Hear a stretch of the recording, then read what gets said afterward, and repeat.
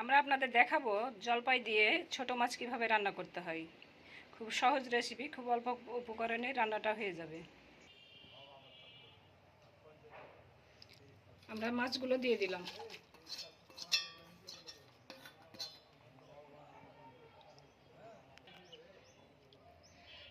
আমি আদা, পেঁয়াজ, রসুন একসাথে পেস্ট করেছি, সেইগুলো দিয়ে দিলাম।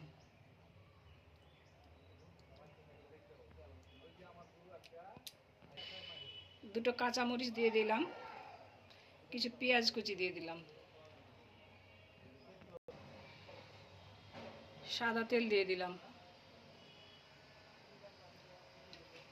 লবণ দিয়ে দিলাম পরিমাণ মতো, হলুদ,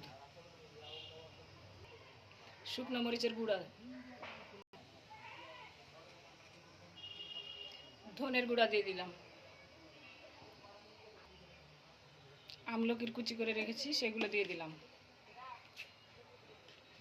এখন আমি সব উপকরণকে ভালো করে মেখে নেব।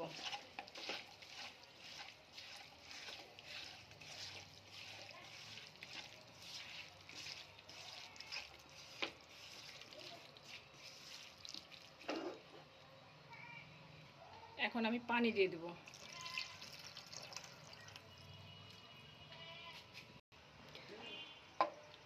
পরিমাণ মতো পানি দিয়ে দিয়েছি আমরা। এখন গ্যাস ওভেনটা অন করে দেব।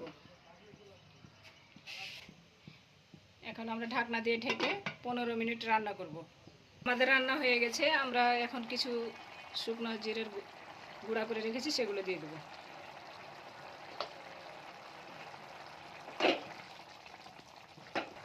আমাদের রান্না কমপ্লিট হয়ে গেছে। এখন আমরা পরিবেশন করব।